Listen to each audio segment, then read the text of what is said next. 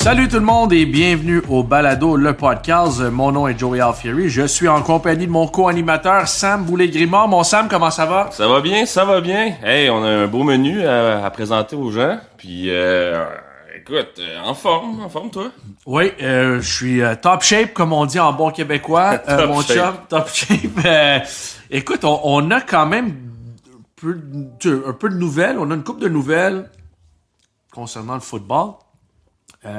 Grosse émission, évidemment. L'ancien des Alouettes, Enoch Mwamba, a pris sa retraite. Ouais. Je pense que c'était annoncé dimanche ou lundi. Puis Enoch, lundi, Enoch va se joindre à nous dans une couple de minutes. Donc, vraiment excité de parler de Enoch. Moi je suis curieux, tu sais. Évidemment, il y a eu 2 séjours à Montréal. Mais, tu sais, comment est-ce que... Parce que lui, il a signé avec les Alouettes la deuxième fois, là. C'était en l'hiver 2018. Ouais. Les Alouettes avaient une fiche de 3-15. OK? Ça allait bien, là. Oh, très bien. Puis là, cette année-là, ils ont fini avec... il y avait une nette amélioration. Ils avaient 5 victoires, 13 défaites en 2018. Mais là, en 2019, tout a changé. Vernon Adams est là. Gino Lewis est devenu un joueur étoile. Tu sais, t'as Stanback qui était toujours là. Bowman était toujours là. Mais t'as lui et une couple d'autres vétérans qui ont vraiment changé l'allure de la franchise. Là. Ils ont vraiment tout changé ça. Les Alouettes ont fini avec une fiche de 10-8. Et là, depuis ce temps-là, les Alouettes ont fait les séries éliminatoires à chaque année. Donc, c'est vraiment cette équipe-là qui a changé le ton ou la trajectoire de cette franchise. Donc, je veux lui parler un peu de ça. Vous lui posez une couple de questions sur Johnny Manziel, peut-être. Et, C'est vrai, hein? Et son temps dans la NFL aussi. Il a joué souvent, il a joué longtemps, excuse-moi, dans la NFL. Donc, Avec les Colts avec les d'Indianapolis. Colts, un petit séjour avec les Cowboys, après les Alouettes la première fois. Donc, on va parler au secondaire Enoch Mwamba dans quelques minutes. Mais les Alouettes ont fait une signature quand même importante cette semaine. Ils ont signé le demi-défensif Nafis Lyon qui a joué un match l'an passé, le premier match de la saison. C'est lui qui était le partant. Après le camp d'entraînement, c'était lui qui était le partant, un des 2 postes demi-coin. Et c'était probablement la position... Mais c'est même pas juste que je dis ça, mais c'est une position complexe. T'sais, jouer demi de coin du côté court du terrain, c'est compliqué. T'sais, d'habitude, tu vas affronter le meilleur receveur des autres équipes. Puis c'est là avec les traits hachés qui sont rentrés un peu plus au centre du terrain, c'est moins compliqué qu'avant parce que le côté large avant le lancer, c'était fou. Là. Donc le carrière ne regardait même pas du côté large. Toute l'action se passait du côté court. Mais c'est quand même encore compliqué de jouer cette position-là. Et il a joué le premier match. Il s'est déchiré des ligaments dans le genou. Malchance, hein? Malchance. Puis sa saison était terminée. Mais tu sais, c'est un gars que, même s'il était blessé pour la saison, puis il a raté 17 games plus les playoffs, on l'a vu à Montréal. Je pense qu'il est retourné chez eux un tout petit peu. Mais à la Coupe Grey, c'est un des joueurs qui est venu. Puis il était dans l'entourage de l'équipe à différents moments de la saison. Moi, je suis un grand fan de Nafis Lyon. Les Alouettes avaient fait cet échange en 2022. Ils sont allés chercher Thomas Costigan et Nafis Lyon de Edmonton. Puis ils ont donné Avery Ellis puis un choix au repêchage. Puis là, ce qui est drôle, c'est que Avery Ellis est de retour. Ouais. C'est une partie importante de l'équipe qui a gagné le championnat en 2023. Il revient en 2024. Puis il est revenu en 2024. Donc oui, t'as perdu Costigan. Il est parti à Toronto. Mais là, il a signé quelque part. Je sais pas où il est rendu, Costigan, mais il a signé à quelque part. C'est pas Ottawa ou Calgary que j'ai en tête? Peut-être que je me trompe, là. Mais Costigan a joué brièvement. Mais peut-être qu'il est agent libre. Ouais, il a été coupé par Toronto. Puis je pense qu'il est agent libre en ce moment. OK. Mais tu sais, ils ont coupé Costigan, mais ils sont allés... Tu sais, ils ont signé Avery Ellis. Donc, tu sais, ils ont Ellis et Lyon. Tu sais, cet échange-là, c'était quand même... Tu sais, c'était pas pire échange. C'était une bonne échange. Et comme on a mentionné, Avery Ellis a quand même joué un rôle important sur les unités spéciales et en défensive. notamment se plaquer sur... j'oublierai jamais ce plaqué sur AJ Ouellet à Toronto lors de la finale de l'Est. C'était un gros plaqué pour une perte. Là. C'était gros. Je me souviens que j'avais filmé ça, j'étais direct à côté, puis oui. L'angle que tu as eu un ralenti, fou, là, tu voyais le choc. Là. Ellis, il te l'avait rattrapé, là, puis ça avait brassé Ouellet pas mal. Là. En fait, ils l'ont brassé pas mal. Là, pas mal. Tout au long du match. Pas mal. Donc, Nafis Lyon qui revient. 27 ans. C'est pas... T'es encore jeune. C'est vraiment encore jeune. Et ce qui est intéressant, Sam, ce que j'aime de Nafis Lyon, c'est qu'on l'a vu jouer plusieurs positions. Tu sais, lorsqu'il est arrivé à Edmonton et même à Montréal, il a joué à plusieurs positions dans la tertiaire. Donc, tu sais, c'est un joueur polyvalent. Il peut jouer demi-défensif comme il peut jouer demi de coin. Donc, écoute, il n'y a rien d'acquis dans son cas à lui, juste parce que, tu sais, il y a tellement de joueurs dans la tertiaire qui ont bien joué. Si on regarde ce que les Alouettes ont, du côté large du terrain, tu as Kebianento, puis lui, s'il est en santé, ça bouge plus, là. C'est Kebianento, ça, c'est son poste. Là, tu as point d'interrogation à côté d'Ento, donc la position de demi-défensif du côté large du terrain qui était occupée par Ciante Evans l'an passé. Là, Evans est parti à BC. Donc, tu sais, tu as des chances. Peut-être Nafis Lyon, là. Ouais. Peut-être Ruffin, là. Là, tu as Marauder, tu as de quoi. Puis... Ça bouge pas. Ça bouge pas. On passe à une autre position. Tu as Wesley Sutton, demi-défensif du côté court du terrain. Ça bouge pas. C'est un des meilleurs demi-défensifs de la Ligue. Peut-être même le meilleur. Puis il est vraiment sous-estimé ce gars-là parce que pendant un match, t'entends jamais parler de lui. Mais quand t'es demi-défensif, c'est bon signe. Parce que tout le monde va dire ben il n'y a pas beaucoup d'interceptions. Oui, mais tu peux pas avoir des interceptions si le carrière adverse lance pas le ballon de ton bord. Exact. Et demi-coin du côté court du terrain, t'as Cordell Rogers. Ruffin a joué là à la Coupe Grey puis dans les playoffs. Donc, tu sais, t'as les nouveaux, t'as les jeunes, les recrues qu'on n'a pas vus encore. Mais t'as Lyon qui revient, t'as Ruffin, t'as Cordell Rogers. Donc, t'as 3 gars qui connaissent l'équipe. Qui connaissent le système. Le système défensif pour 2 spots. Mais ça comprend pas tous les autres recrues qui arrivent. Là. Ouais, c'est ça. Puis t'as, Najee Murray est de retour. Ouais, c'est ça. Najee Murray est de retour. Donc, je sais pas si Najee Murray... Tu sais, Najee Murray, l'an passé, il a commencé la saison avant qu'il se blesse. C'était secondaire du côté large du terrain. Ouais. Puis il a très bien joué, mais il s'est blessé pour la saison après 5 ou 6 matchs. Puis là, Stubblefield est arrivé, puis Stubblefield, ça bouge plus. Là. Donc, Najee Murray, vraiment un des très bons vétérans de la Ligue. Donc, tu sais, Najee Murray, moi, je pense que ça va être un partant. Mais Lyon, je pense que ça va être un partant. Rogers, je pense que ça va être un partant. Puis Ruffin, je pense que ça va être... Écoute, il n'y a pas assez... T'as tellement de bons joueurs, mais pas assez de job. Mais, de ce qu'on a vu l'an passé, mon Sam, puis tu le sais, là, il y a tellement de blessures. Dans la tertiaire, là, c'est tellement une position physique que tu vas avoir besoin de la profondeur. Ben, ça va être excitant pour le camp d'entraînement, ça. Tu vas voir tout ça aller, là, puis on sait pas qui va prendre quelle position, qui va prendre la job de qui. Je pense, tu sais, l'année passée, on parlait beaucoup des receveurs, qui ce seront. Mais là, on sait un peu plus ça va être qui cette année. Puis là, dans la tertiaire, ben, comme tu dis, on sait un peu, mais qui va prendre quelle chaise, c'est encore à décider. Il peut y avoir des blessures et tout ça. Fait que je pense que, tu sais, le camp d'entraînement, des fois, on dit, l'équipe est acquise, on sait qui revient. Je pense que c'est quoi, 19 partants sur 24 qui reviennent, mais, tu sais, ça change, là. Mais, puis l'affaire, c'est, tu sais, oui, c'est 19 sur 24, OK?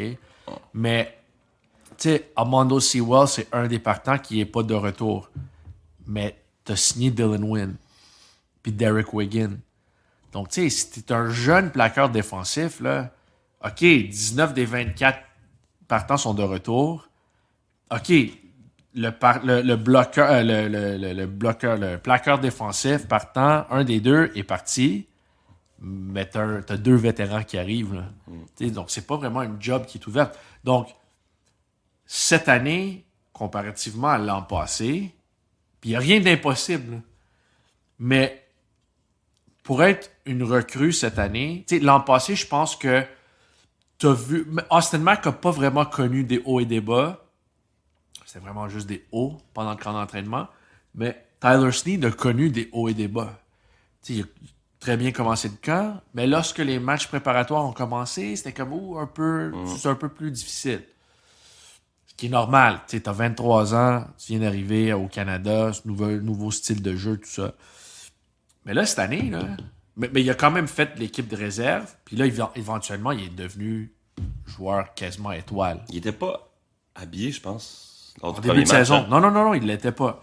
Mais là, si tu connais un camp moyen où puis tu sais, t'es un joueur talentueux, mais t'as plus de bas que de haut, ça va être compliqué. Mais si tu démontres du potentiel, ils vont te garder, ils vont trouver une place. Mais ce qui change cette année, c'est qu'il y a moins de jobs. C'est la réalité qu'il y avait pour l'an passé. Puis au football canadien, oui, des fois, tu vas dire, ah, mais j'ai peur qu'il y a trop de vétérans, puis il y a un jeune talentueux qui a juste besoin d'un peu de temps, puis il va éclater, il va exploser à un moment donné. Oui, c'est vrai, c'est une possibilité. Mais dans le football professionnel, NFL comme dans la CFL, tu veux trouver un niveau de constance parce que c'est tellement compliqué. La majorité des joueurs signent des contrats d'1 an. Donc, quand tu peux avoir 19 des 24 partants d'une équipe championne qui sont de retour, c'est très rare, ça. Et c'est une très bonne chose. Très bonne chose. Ça va être beau à voir. Absolument. All right. Notre prochain invité est l'ancien secondaire des Alouettes de Montréal. Il a annoncé sa retraite un peu plus tôt cette semaine. C'est Enoch Mwamba. Enoch, comment ça va? Ça va très bien, Joey. Ça va très bien. Je suis content d'être là. Moi aussi, je suis content que tu sois là. Premièrement, on sait que tu étais sous contrat avec les Argos l'an passé. Tu n'as pas joué. Mais quand est-ce que tu as su que, OK, ma carrière en tant que joueur est terminée? En réalité, c'était vers le début de la saison de l'année passée. J'étais en train de penser vraiment, de vraiment d'y penser. Est-ce que je veux vraiment jouer encore une fois de plus et tout ça? Et puis, c'était vraiment au camp d'entraînement que j'avais eu une petite blessure. Mais c'est une blessure que j'ai toujours dû euh, manage depuis, ça fait des années et tout. C'est juste mon genou. C'est quelque chose que j'ai appris à jouer avec et puis de manage, comme j'ai dit, durant la saison. Mais vers le début de la saison, je me suis dit non, je crois pas que cette année, je vais vraiment faire ça encore. Et j'ai eu quelques conversations avec le front office et puis l'équipe et tout ça. Et ils m'ont dit, non, on veut juste que tu sois là avec nous. Juste au cas où, en fin de saison, au milieu de la saison, on aurait besoin de toi. Si c'est possible vraiment avec toi, on aimerait bien que tu restes avec l'équipe, tu restes dans le building. Et c'est ça que j'ai fait. J'étais content d'être avec l'équipe, j'étais content de continuer à faire ce que j'ai vraiment toujours fait dans ma carrière, et être comme quelqu'un qui encadre aussi les jeunes et puis parler avec les coachs, consulter les petites choses ici par là. J'imagine que tu aurais peut-être voulu jouer un peu l'an passé, mais le fait que tu prends ta retraite on top, tu as gagné la Coupe Grey en 2022, tu étais joueur le plus utile du match, le Canadien le plus utile, tu prends ta retraite on top du football canadien, c'est quand même cool de finir ta carrière en tant que joueur comme ça. Absolument, absolument. Il y avait des points dans la saison où j'ai vraiment y pensé. Il y avait des opportunités où il y avait des blessures devant, surtout les secondaires. Il y avait des opportunités pour que je revienne sur le terrain. Mais j'ai eu quelques conversations puis j'ai dit que je crois que c'est quelque chose vraiment que j'étais vraiment pas trop intéressé à faire. J'ai continué à me concentrer à moi. Mais comme tu as dit, Joey, pour l'instant, pour le reste de ma vie d'ailleurs, la dernière fois que j'ai joué un vrai match de football, je suis sorti sur le terrain avec 3 trophées. Alors, c'est quelque chose de vraiment spécial. Ben, la manière que, tu sais, après, je m'en souviens de ce match-là contre Winnipeg en 2022. Tu sais, et moi, je suis un gars émotif aussi, là, OK? Mais, tu sais, t'as tellement pleuré. Moi, je me suis dit en regardant ça, premièrement, j'étais fier de toi parce que ça fait longtemps que je te connais, j'étais vraiment content pour toi. Mais moi, je me suis dit, OK, mais avec les larmes qui sortent des yeux, c'est sûr qu'il ne reviendra pas. Donc, tu as-tu pensé pendant la saison morte, tu sais, que de ne pas signer avec Toronto, c'était-tu tu sais, après ce match-là en 2022, est-ce que tu as vraiment pensé, OK, that's it, j'ai fini, it's over? Ou est-ce que, tu sais, as-tu eu un changement de pensée par après, les mois qui suivaient? Oui, non, la réalité, c'est que Toute la off-season cette année-là, j'étais en train d'y penser. Je me demandais est-ce que je vais faire une autre, est-ce que je vais prendre la retraite en ce moment. Mais j'ai consulté plein d'amis, plein de familles et tout ça. Et puis la dernière euh, réponse que j'ai dû penser, c'était ben, je vais essayer une autre fois de plus. Mais la chose qui est vraiment intéressante, c'est que ça fait vraiment peut-être 5, 4 ou 5 ans, ma femme, elle me demandait toujours à la fin de chaque année, Enoch, alors combien d'années tu penses continuer à jouer? Et c'est pas elle essayait de faire vite pour que je prenne ma retraite, ou bien elle voulait juste savoir, pour qu'elle aussi elle sache, on a 3 enfants à la maison, pour aussi comprendre comment est-ce que la vie va devenir, comment est-ce qu'elle doit se préparer mentalement elle-même. Mais elle me demandait souvent, vraiment, il n'y avait jamais aucune pression qu'elle me demandait. Elle me demandait toujours, et dans combien d'années tu vas jouer? Puis moi, il y avait, je crois, 4, 5 ans quand j'étais encore à Montréal en plus. Je disais souvent, non, peut-être 2 et une année possible. 2 et une possible. 2 et une possible. Et puis après un temps, je crois, après 3 ans l'année, après que j'ai quitté Montréal, je me rappelle, j'ai vraiment considéré finir ma carrière à Montréal. Je me rappelle parce qu'une des grandes raisons, c'était parce que j'avais perdu ma belle-mère aussi. Et puis, dans ma tête, c'était comme, bon, c'est ou soit je prends ma retraite ici maintenant, ou soit la plus grande des choses, si je veux continuer, je vais jouer ou soit vraiment proche de la maison, donc ou soit Toronto, ou soit Hamilton. Et j'étais prêt à prendre la retraite, c'était quand Pinball m'a appelé. Et on a eu des conversations et il m'a vraiment convaincu de revenir encore pour jouer un peu plus. Et là, c'est là que j'avais décidé vraiment de revenir jouer pour Toronto. Mais c'est une décision qui avait aidé beaucoup parce que, encore une fois, comme j'ai dit, j'étais proche de la maison. Une personne qui nous aidait beaucoup, c'était ma belle-mère. Comme je savais qu'elle serait plus là avec ma femme quand j'étais encore à Montréal, quand j'étais dans d'autres équipes, d'autres villes, ça a aidé à prendre la décision aussi. Alors, c'est comme ça que je me suis retrouvé à Toronto. Et après ça, un an de plus. Après ça, un an de plus. Et puis, on est là où on est. Vas-y, mon sang. Joey, parler un peu des honneurs individuels que tu as gagnés, tu as remportés. Est-ce qu'il y en a un qui fait le plus chaud au cœur quand tu y penses? Ah, yeah, je crois pas qu'il y a beaucoup de questions, mais c'est définitivement la dernière année, ma dernière année, mon dernier match, le championnat, la Coupe Grey. C'est quelque chose de vraiment très spécial. Euh, et, on me demande toujours des questions à propos de ce match-là. On me demande toujours des questions à propos des émotions. Comment est-ce que je suis rendu à ce point-là? Pourquoi j'ai pleuré comme ça? Mais la raison pour laquelle j'avais autant d'émotions, c'est parce que si vous connaissez mon histoire, j'ai commencé en 2011. Ma première année en tant que rookie, on est parti en finale. On a joué contre les Lions de BC à Vancouver en plus. Oui. Mon frère aîné était dans cette équipe-là. On a perdu le match. C'était pas un grand deal pour moi. J'étais content pour lui. Bon, j'avais bien sûr, ça fait mal toujours. Tu arrives en finale puis tu gagnes pas, bien sûr. Mais j'étais content pour mon frère, j'étais content pour eux parce que je connaissais quelques joueurs dans cette équipe-là. Mais dans ma tête, à moi, je me disais, ah, ben là, c'est pas très difficile. On est parti en finale. On va le faire encore l'année prochaine. Puis l'année prochaine, l'année d'après. Donc l'année prochaine, on a commencé vraiment très mal la saison. Je me rappelle, c'était coach La Police. Au milieu de la saison, il avait été renvoyé. Et puis là, j'étais comme, wow, ben, cette année, on va pas aller en finale. L'année d'après, on n'est pas encore allé. Et après, la prochaine année, je suis parti à la NFL. Mais dans ma tête, je me disais toujours que bon, je vais me retrouver encore dans une Coupe Grey, puis j'aurai une autre chance à gagner. Et puis cette fois-ci, je joue un plus gros rôle parce que quand j'étais rookie en 2011, je n'avais pas trop joué en défense. J'avais joué quelques jeux, et puis j'étais plus en unité spéciale et tout ça. Alors je me disais, ben, j'aurais une plus grande chance de jouer un plus grand rôle. Mais c'est pas comme ça que ça s'est déroulé. Donc, ce n'était que en 2011, 2022 que je me suis retrouvé encore une fois de plus avec la coupe Grey.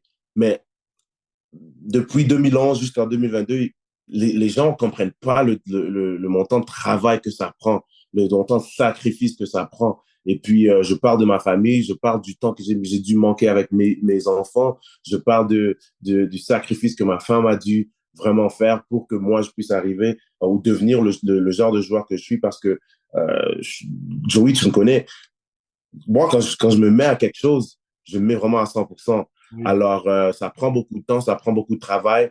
Et puis, il y a tellement de personnes autour de moi, il y a tellement de coéquipiers que j'ai aidés, qui m'ont aidé. Il y a tellement de coachs qui ont vraiment cru en moi depuis 2011. Et quand je suis arrivé vraiment au sommet, c'est toutes ces émotions-là, c'est tous je me rappelais vraiment de tous ces gens-là quand je suis arrivé au but. Et puis, je me suis dit, vraiment, j'ai fait tout ça pour eux. Et c'est pour ça que tous ces larmes-là sont en train de couler sur ma figure. Y a-tu un, justement, tu parles des gens qui t'ont aidé à travers ton aventure, on pourrait dire, là. Y a-tu quelqu'un, ben, spécifiquement à Montréal, qui t'a marqué, un joueur, un coach, une inspiration là-dedans? Wow. Ah. Il y a tellement beaucoup de joueurs. Ah, c'est vraiment difficile à en choisir un seul. Euh, dès que j'ai annoncé ma retraite, un des joueurs qui m'a appelé, il s'appelle T.C. Campbell, vous en rappelez sûrement, il était un corner. On a eu une très longue conversation. Lui aussi, il a pris sa retraite il y a des années.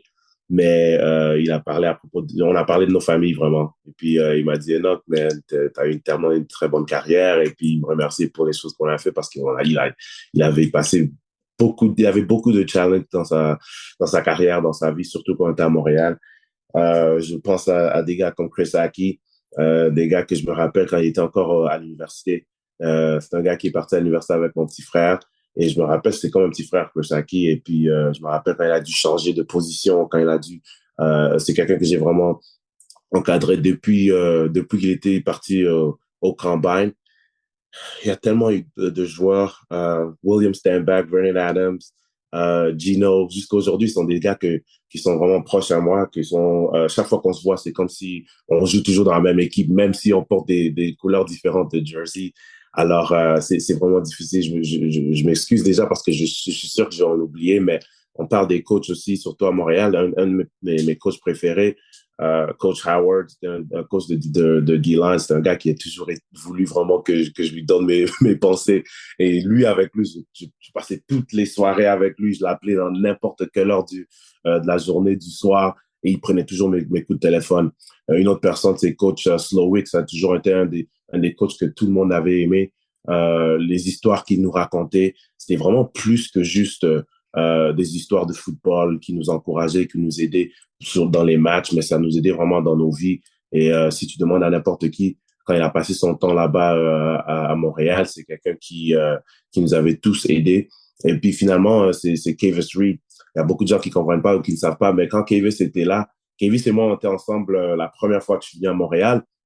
Et puis, avant que je ne revienne la deuxième fois, je n'étais pas sûr si je voulais encore revenir jouer pour Montréal. C'était vraiment une situation très délicate quand j'ai quitté la première fois. Et je n'étais pas sûr si je voulais encore revenir jouer, mais c'est lui qui m'avait vraiment convaincu. On venait juste avoir, ma femme et moi, notre premier enfant. Et puis, il m'a vraiment appelé, il n'arrêtait pas. Il m'a appelé plus de 5 fois par jour.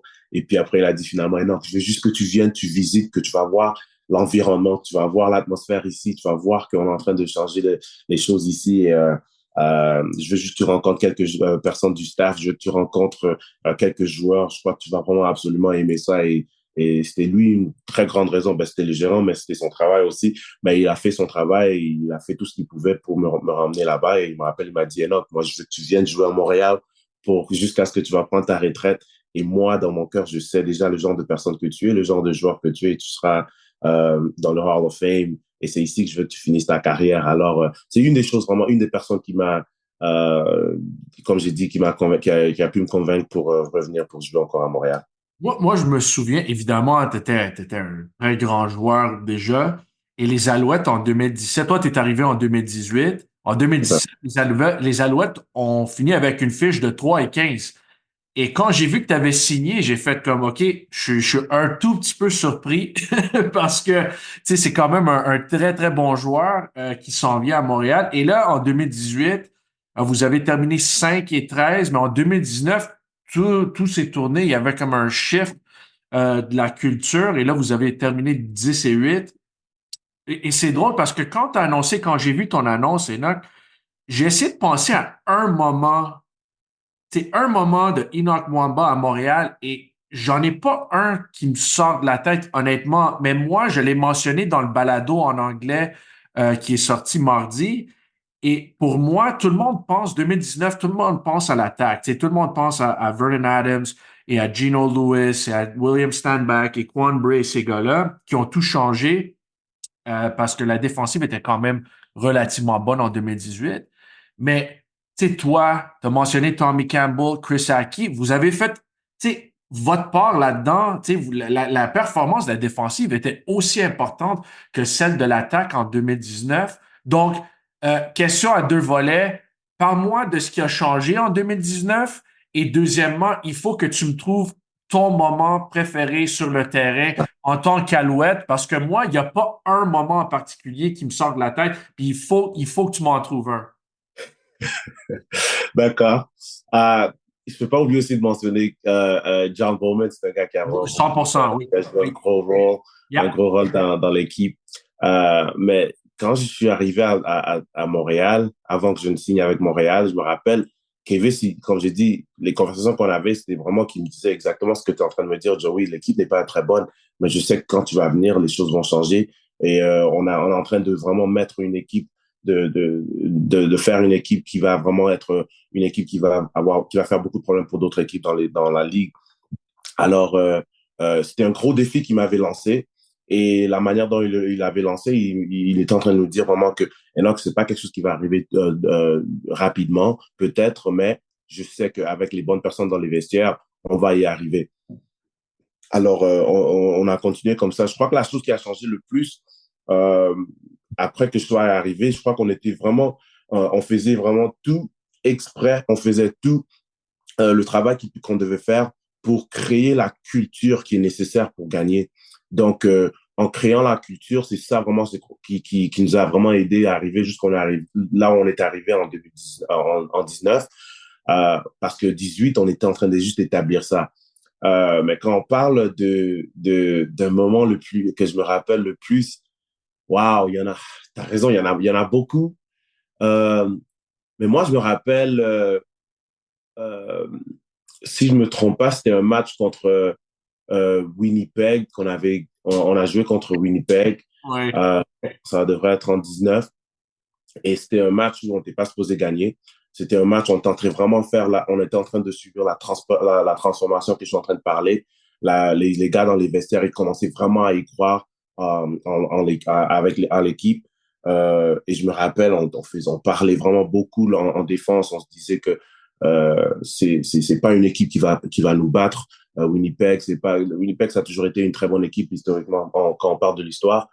Mais on est entré dans ce match-là avec tellement de confiance et personne nous avait donné une chance de gagner. C'était un match de saison régulier, mais je crois que c'est un match qui nous a vraiment aidé comme je parle, d'établir cette culture-là. Ça nous a vraiment beaucoup aidé. Et si je me trompe pas, ce match-là, c'était un des premiers matchs où moi, à ce moment-là, j'avais déjà joué dans la ligue pendant plus de 8 ans ou quelque chose comme ça. Mais on était en train de gagner, c'était un match du soir et puis je me rappelle, j'avais levé ma tête. C'était même pas un jeu que j'ai fait sur le terrain que je me rappelle, mais je me rappelle avoir levé ma tête. Je levais ma tête et j'ai regardé sur les estrades et tous les fans avaient allumé leur lumière sur le téléphone. Et c'était là que c'était en train de commencer cette habitude-là à Montréal. Et puis c'était vraiment quelque chose j'ai vraiment la chair de poule même quand je suis en train de parler de ça maintenant. Mais c'était vraiment quelque chose de vraiment très spécial, très cool. Et puis, je me rappelle, beaucoup de mes coéquipiers, après ce match-là, ils nous ont dit, hey, Enoch, on est en train vraiment de changer la culture dans cette équipe. Mais plus que ça, on est en train de changer la culture dans cette ville. Et c'était vraiment un moment euh, très spécial pour moi. Et je me rappelle comme si c'était hier. Et puis, c'est quelque chose de vraiment de spécial parce que quand je rentre à Montréal, maintenant, tu vois ça de plus en plus. Et puis, tu vois les fans qui commencent à y croire. Tu vois une équipe qui croit en soi. Mais je me rappelle vraiment quand ça a commencé à se développer pour la première fois. As-tu la remontée, ça, de 24, vous tirez de l'arrière de 24 points? C'est C'est la ça, plus grosse justement, remontée de l'histoire des Alouettes, ça. justement, c'est ça. Ouais, 20, ils tiraient de l'arrière à la mi-temps, c'était. Ouais. Anyway, mais c'était la plus grosse remontée. Puis les Bombers ont gagné la Coupe Grey cette année-là. Ah oui? C'était en 2019, right? So, quand même une pas pire équipe. Je voulais te parler un peu, tu sais, je voulais te parler d'une couple de choses pendant ta carrière en dehors de Montréal aussi. Il y a deux corps arrière, je veux te parler. Andrew Luck, je veux une bonne Ouh. histoire, Andrew Luck, que j'ai jamais entendue parce que tu as joué avec lui avec les Colts. Et en 2018, as-tu une bonne histoire, Johnny Manziel, que j'ai jamais entendue? Je vais commencer avec Johnny, mais Johnny, c'est un gars qu'il y a beaucoup de personnes qui ne comprennent vraiment pas beaucoup. Euh, c'est facile d'essayer de passer un jugement sur quelqu'un sans vraiment le connaître. C'est quelqu'un qui a toujours été devant les caméras, sa vie entière, vraiment, tout le monde est en train toujours de regarder ça à la télé, tout le monde est toujours en train de regarder ça sur Internet et tout ça. Je me rappelle quand il est venu, je me rappelle pas c'était qui, c'était soit le coach ou bien c'était juste lui et moi quand on était en train de parler. Il m'a dit il avait besoin d'un ride qui rentrait à son hôtel parce qu'il était venu en plein milieu de la saison. Il avait pas encore de voiture, il avait pas de place et je crois pas qu'il allait prendre une place pour quelques mois, juste quelques mois. Je crois qu'il était resté à l'hôtel pour le restant de la saison. Je me rappelle, on avait eu vraiment tellement de bonnes conversations parce que je le ramenais toujours souvent dans son hôtel. Et c'est là que je me suis réalisé que ce qu'on voit à la télé d'habitude, beaucoup de fois, c'est pas toujours ce qui est la réalité. Alors, on avait eu tellement de bonnes conversations avec lui à propos de sa vie, à propos de sa carrière, à propos de sa famille. Et une des choses qui m'avait vraiment beaucoup touché, euh, c'est là qu'il m'avait dit, il m'a dit que il m'avait appris que sa sœur, c'est une des personnes qui l'aime le plus dans la vie. Il fait beaucoup de choses juste pour elle. Il se parle presque tous les jours, il me disait. Et je me rappelle que ça m'avait touché parce que ma belle-sœur aussi, elle a aussi de physical disabilities. Ouais. Et puis c'est ça il me disait à propos de sa sœur à lui. Et c'est là où on avait vraiment beaucoup connecté et puis tout. Et on avait eu de longues conversations, comme j'ai dit, à chaque fois à propos, quand on quittait du stade à l'hôtel. Et comme je dis, je crois que ça m'a donné vraiment beaucoup de plus de perception à propos de la réalité et puis ce qu'on voit à la télé. Euh, Quand on parle d'Andrew Luck, c'est quelqu'un de très spécial, Joey. C'est vraiment une personne très spéciale. Je me rappelle, c'était la première fois dans ma vie que j'ai vu quelqu'un aussi talentueux, mais aussi quelqu'un qui travaillait tellement fort. Andrew, c'était une personne la première personne dans le building, dans le gymnase, dans les vestiaires, c'est toujours lui la première personne. La première personne. Euh, je, 5 heures du matin, je me rappelle, il y avait des fois, je me disais, OK, ben, je vais battre un jour pas Lucas, mais au truc de pratique. C'est tellement difficile de faire ça. Non seulement il est premier à arriver au facility, c'est une des dernières personnes aussi à quitter parce qu'il est toujours dans les bureaux en train de parler au coach, en train de donner ses opinions, en train de changer des plays et tout ça. Le gars, c'est quelqu'un qui travaille tellement fort. Il est fort physiquement, mentalement aussi. Un vrai leader. J'ai beaucoup appris avec lui. C'est une personne vraiment très humble. Bon, je vais dire, OK, la première fois que j'étais dans les facilités des Colts, je me rappelle, je venais juste de jouer ma troisième saison à la CFL. Je savais pas trop à propos de la NFL en tant que le jeu. Toute ma carrière, toute ma vie, j'avais toujours joué avec les règles canadiennes. Donc, je suis arrivé là-bas, je savais pas trop quoi m'attendre et tout. Euh, J'avais de la confiance en moi, mais je connaissais pas trop de personnes là-bas. Donc, j'étais assis tout seul à l'heure de lunch et c'est lui qui est venu. Moi, je savais qui il était, lui, il savait pas qui moi j'étais. Il est venu, il s'est assis. Il a dit, ah, c'est toi le Canadien qu'on vient de signer, c'est ça? J'ai dit oui. Puis il s'est assis là, on a commencé à parler. C'est quelqu'un de tellement humble, vous avez aucune idée, tellement humble. Euh, on a commencé à parler, j'ai dit, il est pas obligé du tout de parler, de me parler. J'ai joué dans d'autres équipes aussi, non seulement avec les Colts, avec les Cowboys. J'ai vu des personnes qui sont des superstars, j'ai vu des personnes qui ont beaucoup accompli. Donc, c'est toujours des gens qui le connaissent et ils font ce qu'ils veulent et ils font ce qu'ils veulent et puis ils s'en sortent. Mais lui, c'est quelqu'un qui vraiment, il parlait avec tout le monde dans le building. Et comme j'ai dit, moi, j'étais rookie qui venait du Canada, qui avait vraiment pas une grande chance d'être dans l'équipe après le camp d'entraînement. Mais il est venu s'être assis avec moi. Et puis après, une autre chose que j'ai remarqué, c'est quelqu'un qui est vraiment extrêmement intelligent. Il est parti à Stanford, c'est pas de la blague. Il est extrêmement intelligent. Il commençait à poser des questions à propos du Canada que moi, je ne savais même pas. Il parlait à propos des pingouins, il parlait à propos de toutes sortes d'animaux qui se retrouvaient juste dans quelques villes et tout ça, et puis parlaient du pôle Nord et tout ça. J'étais comme, oui, oui, oui, oui, bien sûr. Je répondais à des questions, je n'avais aucune idée des réponses, mais c'est quelqu'un qui fait sa recherche et il est vraiment, comme j'ai dit, super, super humble et vraiment sympa. La dernière chose que je veux dire à propos d'Andrew Luck, comme j'ai dit, c'est quelqu'un qui est tellement généreux, mais plus que ça, on est sur le terrain, je vous dis, il est sur le terrain, il a la balle. Je me rappelle, j'étais en train de regarder une fois en pratique, il est en train de courir du côté gauche, et puis il lance, je crois, je sais pas, 70 verges, exactement où la balle doit être pour son receveur. C'était T.Y. Hilton. Tout le monde dans les sidelines, on était en train de se regarder, on a dit, comment est-ce qu'il vient de faire ça? Mais c'est quelque chose de vraiment d'habituel, c'est quelque chose qu'il faisait tout le temps, mais dès qu'il sort du terrain, c'est quelqu'un de régulier, quelqu'un de normal, comme je dis, il est super humble, mais une des choses qu'on a toujours rigolé à propos de ça, je me rappelle être dans la salle où on se traitait.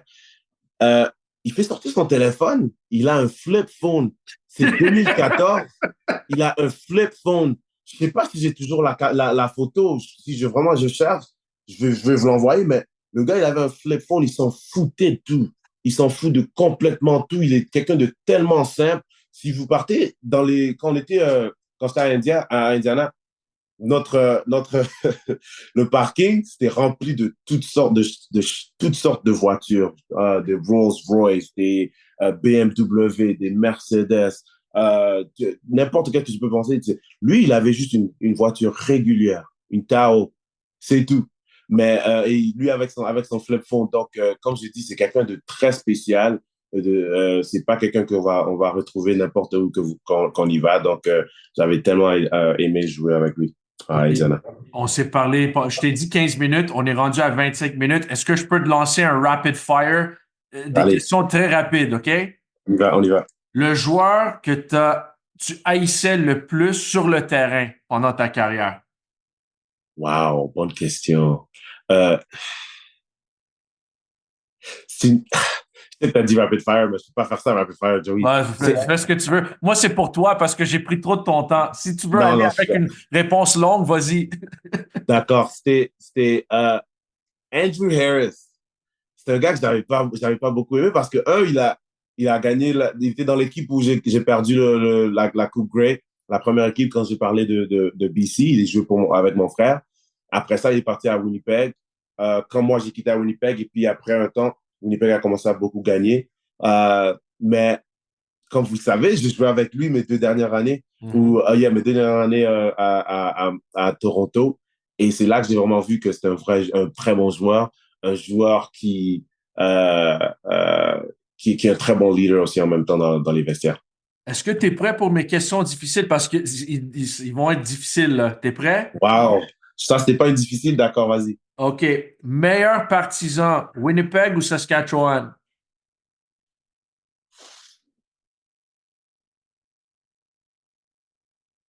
Je vais te mettre dans le Meilleur trouble, là. partisan, tu vas me mettre vraiment dans les trous. Mais meilleur partisan, quand tout va bien, Saskatchewan. Quand tout va bien, Saskatchewan. Quand tout va bien, Saskatchewan. Mais si ça va pas bien, si OK. Winnipeg. Meilleur bouffe, Toronto, Montréal. Wow. Je vais dire Montréal. Montréal, puis ça m'a surpris un peu plus après parce que j'adore les portions qu'il y a à Montréal. J'adore la bouffe à Toronto, mais les portions que les Montréalais donnent quand on va manger, c'est exactement ce que moi j'ai besoin quand je pars manger. Quel restaurant tu fréquentais souvent quand tu étais ici? Waouh, waouh, il y en avait tellement. Oh, on partait vraiment moi et mes coéquipiers, on partait sur euh, downtown, là, il y avait un restaurant qui on partait, on faisait toujours des wings. Mais pas une particulière. On aimait découvrir des nouveaux restaurants. Il y avait moi, Chris Aki, Woody Barron, Ryan Brown. On était toujours ensemble à la découverte de nouveaux restaurants. Et puis, comme vous le savez, à Montréal, il y a plein d'options. Et finalement, est-ce que je peux donner le speech quand tu rentres au Temple de la Renommée? Waouh, waouh, waouh, waouh. Que je vous donne le speech. J'ai même pas encore y pensé, mais j'ai besoin d'un peu plus de temps pour celui-là. Wow, OK. Enoch, félicitations pour la carrière. Merci. C'est presque une demi-heure que tu as passé avec nous autres en français. Moi et Sam, on apprécie, man. Félicitations. Puis c'est sûr qu'on va se voir. Je sais qu'on s'est vu à la Coupe Grey, mais on va se voir. Tu vas être à TV, tu vas être sur CFL.ca et tout ça. Oui, c'est ça. C'est ça. Je serai avec TSN probablement et puis faire des choses avec les médias. Donc, on va sûrement se voir, Sam et Joey. Félicitations encore et merci. Félicitations. Merci. Merci beaucoup, les gars. Merci encore une fois à Enoch Mwamba. Andrew Luck avec le flip phone. T'as aimé ça, mon sang? Ouais. Il gagnait quoi? 20, 25, 30 millions par année? Il y a le flip phone. Tu sais, je me souviens, c'était quoi, en 2015, il a dit?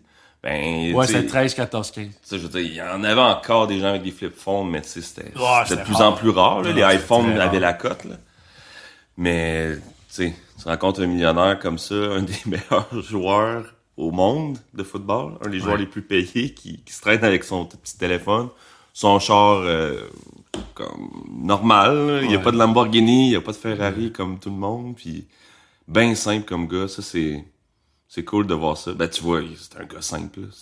C'est un gars simple. Puis aussi, ce qui est fou, c'est que lui, j'imagine qu'il était tanné de jouer au football. Parce que lui, tu sais, il faut que tu te souviennes, l'année où les Colts l'année avant, tu sais, l'année où ils ont eu le premier choix, il y avait Peyton Manning, mais Peyton Manning avait raté la saison avec une blessure. Mm-hmm. Là, ils ont utilisé une coupe de carrière, Jim Sorgi, je me trompe pas. Puis, en tant que, tu sais, il y en avait une coupe d'autres. Mais là, ils ont le premier choix. Ils repêchent Andrew Luck. Andrew Luck était un talent comme fou. Il sortait de Stanford. Mais là, les Colts, les années suivantes, là, c'était comme... Andrew Luck a mangé beaucoup de coups. Là, tu sais, la ligne à l'attaque à Indianapolis, c'était pas forte. Puis, tu vois un gars, il a jamais gagné de Super Bowl, mais les Colts commençaient à bâtir une bonne équipe. Et il a pris sa retraite à 30 ans. Tu sais, c'est un gars il aurait pu jouer jusqu'à 35-40 ans au moins. Ah, c'est jeune. C'est jeune. Puis c'était avant un match pré-saison, je me souviendrai jamais, je n'oublierai jamais.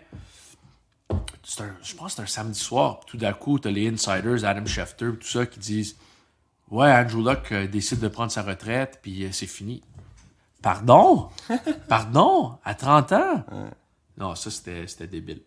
Alright, on sera de retour avec le balado Franco. Mais on est de retour chaque jeudi. J'espère que vous avez apprécié l'entrevue avec Enoch Mwamba, très généreux avec son temps. Je veux mentionner aussi les forfaits de billets 3, 5, Flex 10, puis les billets de saison sont disponibles en ce moment. Pas de billets individuels encore. Ça, d'habitude, tous les équipes de la LCF, ils mettent ça en vente au mois de mai. Mais pour le moment, ça s'en vient. Ça s'en vient rapidement, oui. Donc, forfait de 3, 5, Flex 10 et des billets de saison sont disponibles. GoHouseGo.com. Encore une fois, les forfaits de 3 et 5 matchs, quand même facile à comprendre. Billets de saison, facile à comprendre. Le Flex 10, tu achètes 10 billets, puis tu peux les utiliser n'importe quand tu veux. Mais il faut avoir des sièges disponibles, là, évidemment. Mais tu achètes 10 billets. Exact. Puis tu peux en utiliser 8 pour un match, 2 pour un autre, 8 pour un match, 1 pour un autre, 1 pour un autre, 7 pour un match, 3 pour un autre. Anyway, vous comprenez. Mais le Flex 10, si vous avez un horaire chargé, puis vous regardez le calendrier, puis vous vous dites, je peux pas aller à tous les matchs, mais j'ai bien des chums qui veulent y aller, ben, achète-toi un Flex 10, puis choisis tes meilleurs amis. Mais oui. C'est ça. Ouais. Sûr avec qui t'as plus de fun, là. J'ai-tu 9 meilleurs amis, moi? Je sais pas. Mais non, il faudrait diviser ça en deux, ça, là. C'est sûr que non, là. Ben, c'est ça. Donc, t'as de la famille, par contre. Oui, beaucoup de familles, mais eux autres, ils ont déjà des billets de saison, donc ça devient compliqué si j'achète un Flex 10. Mais oui, absolument, visitez gohousego.com. Et Sam, comment est-ce que le monde peut écouter le balado? Ben là, on peut l'écouter sur Spotify, sur Apple Podcasts. Abonnez-vous. Laissez un petit commentaire, des étoiles. Une étoile, j'allais dire 5 étoiles. Non, 5 étoiles, mais le commentaire peut être négatif. Constructif, mais négatif aussi. Tu sais, s'ils veulent rire de mon français ou tes cheveux, ils peuvent faire ça. On les voit pas mes cheveux en l'audio, mais c'est correct. Là, t'as des cheveux longs. Mais s'ils veulent laisser un 5 étoiles avec un rating mauvais, tu sais, avec un commentaire mauvais, Ça, c'est correct. Ben- Je veux pas l'inverse. Je veux pas un rating d'une étoile puis un commentaire 5 étoiles. Là. Non. on Mais veut- vous on pouvez, veut vous pouvez l'inverse. aussi aller commenter le balado anglais de Joey aussi, qui Oui, vous pouvez rire de mon français et mon anglais parce que moi, je suis pas bon dans les deux. dans les deux langues. Hein? Non, mais après ça, s'il y a un invité à qui on n'a pas pensé, vous pouvez nous le demander. Qui vous voulez voir ou entendre à l'émission? On est bien ouvert à ça. Fait que tant que c'est réaliste, là. Tu sais, on parlait à Andrew Luck, on passe. Écoute, on pourrait demander à On sait Enoch. jamais. Ouais, on pourrait demander à Enoch de nous hooker up. Ça. On a reçu plusieurs commentaires. Ça, je voulais mentionner avant qu'on quitte, mon Sam. Il y a une couple de personnes qui nous ont écrit sur Twitter, tous les deux, pour demander hey, est-ce que le balado va être fait en vidéo bientôt, tout ça. C'est ça le plan. On commence pendant la saison morte. On est en train de vraiment de rebâtir le podcast. On a recommencé ça vers la fin de la saison l'an passé. Mais oui, c'est le plan éventuellement, c'est de passer en vidéo et tout ça. Mais pour le moment, il est disponible en audio seulement. Donc, on apprécie tout le monde qui écoute, tout le monde qui nous écrit. Écoute, c'est le support qu'on a reçu à date, mon Sam, c'est incroyable. C'est pas juste des fans des Alouettes qui écoutent, c'est des fans des autres équipes aussi en anglais majoritairement, mais tu sais, t'as même des fans au Québec qui sont pas nécessairement fans des Alouettes, sont plus fans du football, qui écoutent, puis on reçoit des messages tout le temps.